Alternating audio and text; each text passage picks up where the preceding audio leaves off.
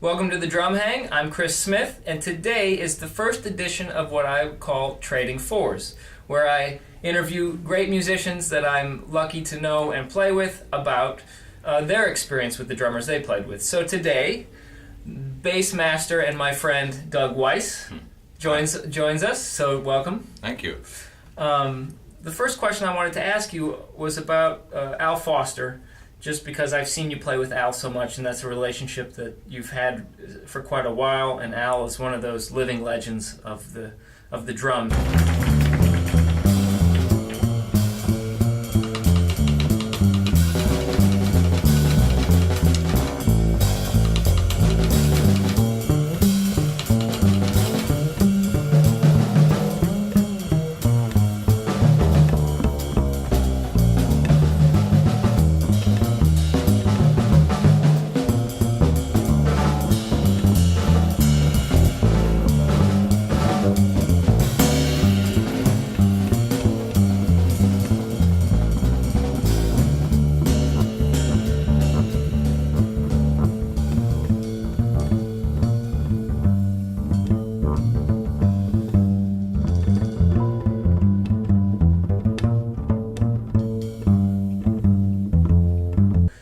Talk to us a little about your relationship with Al and what it's like to play music with Al. Oh, that could easily take up a lot of time.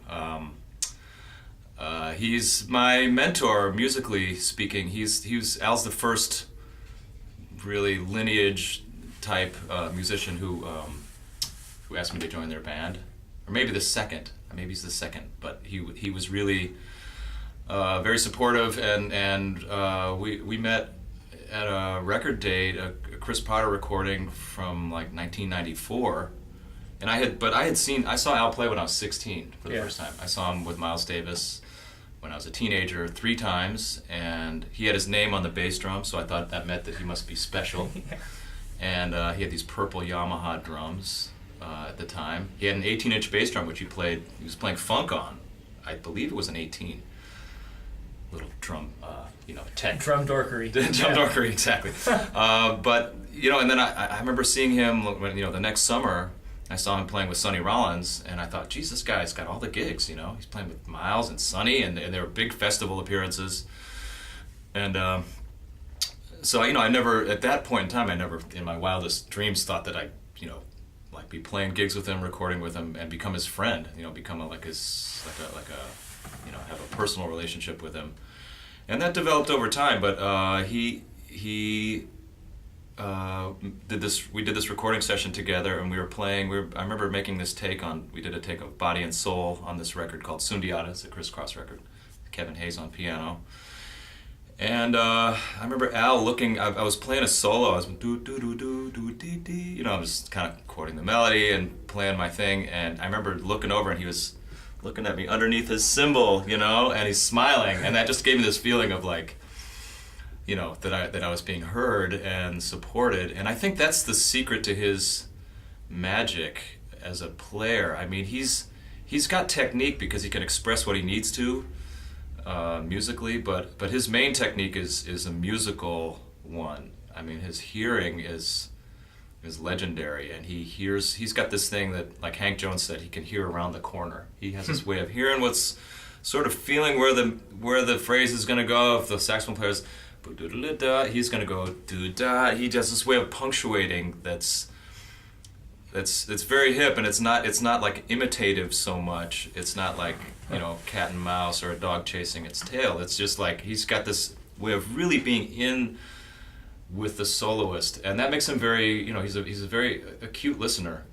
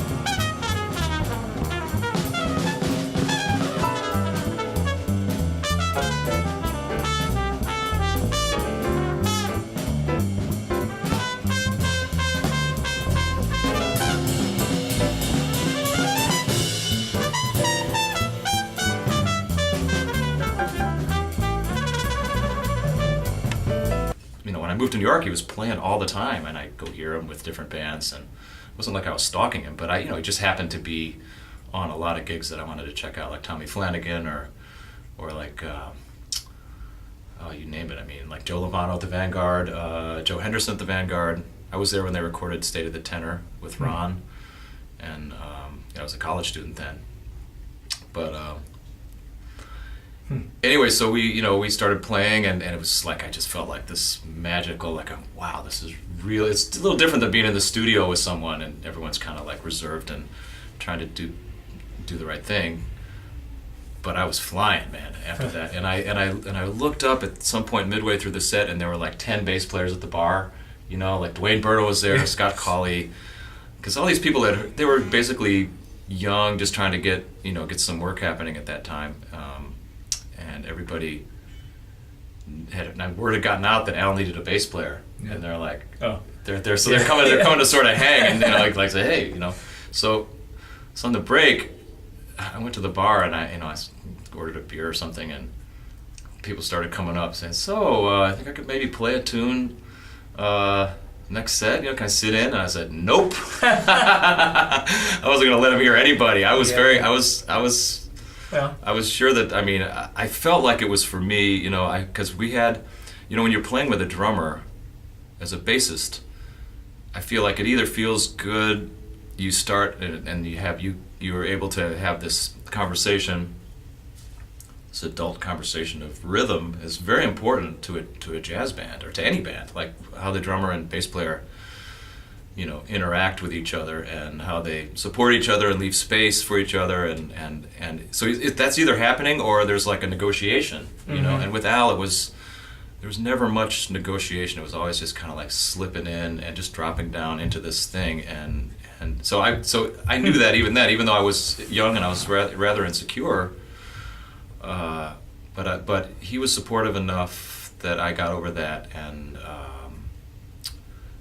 and through the years, we've managed to grow that thing into we have a sound that we're kind of, I think we're proud of.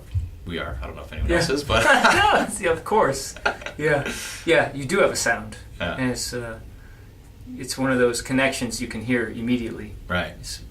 Remember Billy Drummond came to hear us once at the Vanguard, and he said, Doug, man, that the thing you guys have, that's special. You just so I was like, really? We're just doing our thing, on the one hand, but also it's special, especially over time, and it, in a way, like he also taught me, like you just got to go for what you believe in, and he's very, nobody can really tell him what to do and what to play. People have tried to like have him do tributes to Miles Davis and have him do like electric projects and different things, and he will hire the people that he needs, and he knows who he needs. He knows, so it doesn't have anything to do with like who's popular or who can get. He would never hire somebody. In fact, he feels, we have this gig coming up in Uruguay, and which I booked, and we needed a saxophone player at the sort of last minute, so I just called Chris Potter's management, and I said, "Can you think Chris would mind doing this gig?" And he said, "No, you're kidding. It'd be great." And that, we haven't played with Chris much at all for years. So, and Al feels funny about that in a way, because he's like, "Well, Chris is so famous. He doesn't need the gig. He doesn't need the money. He's doing me a favor." And I said, "No, you know what? He's actually he wants to get a taste of that again. He wants to feel what that feels like, because he knows it's special too." So.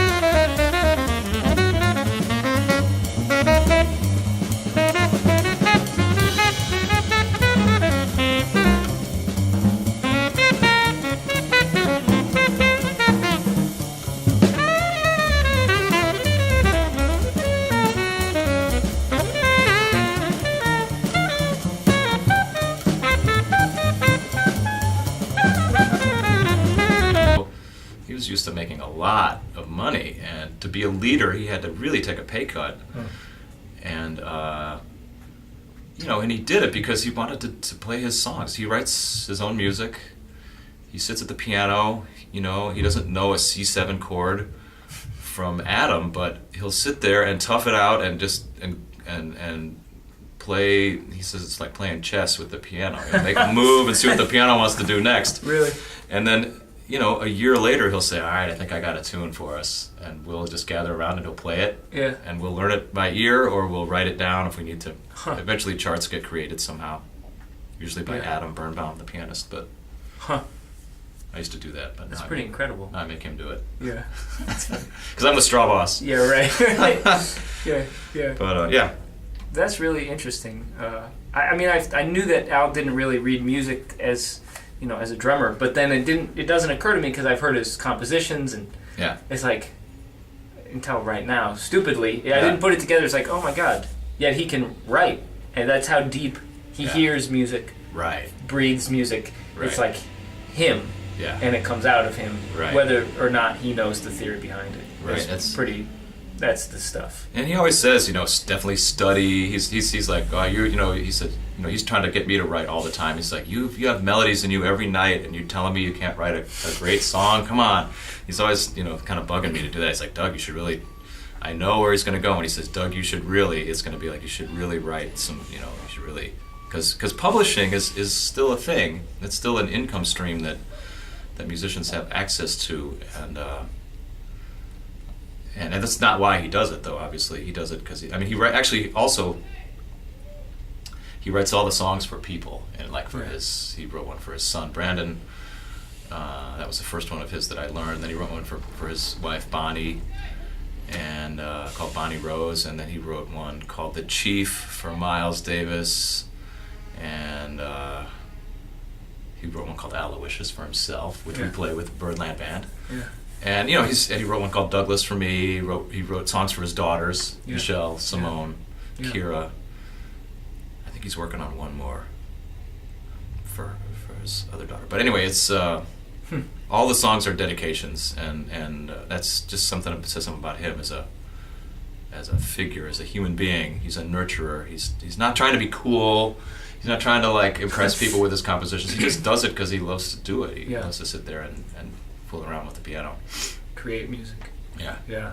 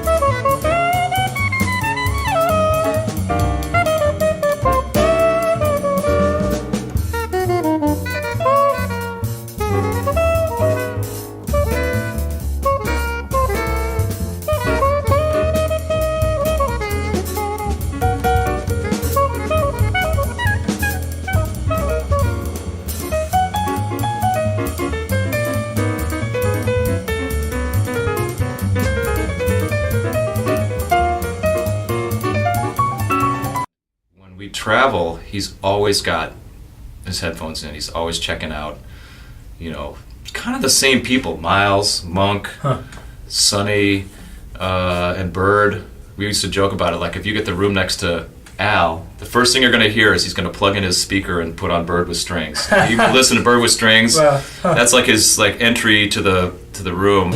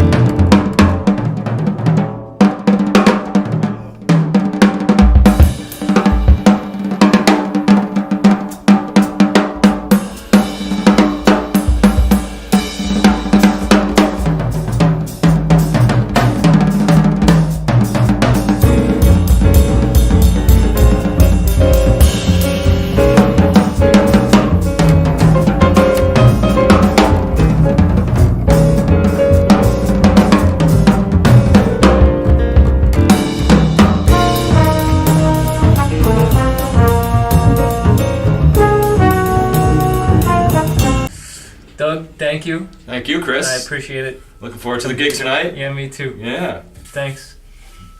Doug Weiss. Thank you. Enjoy. Cool. Love, peace, and jazz. Love, peace, and jazz. Killing.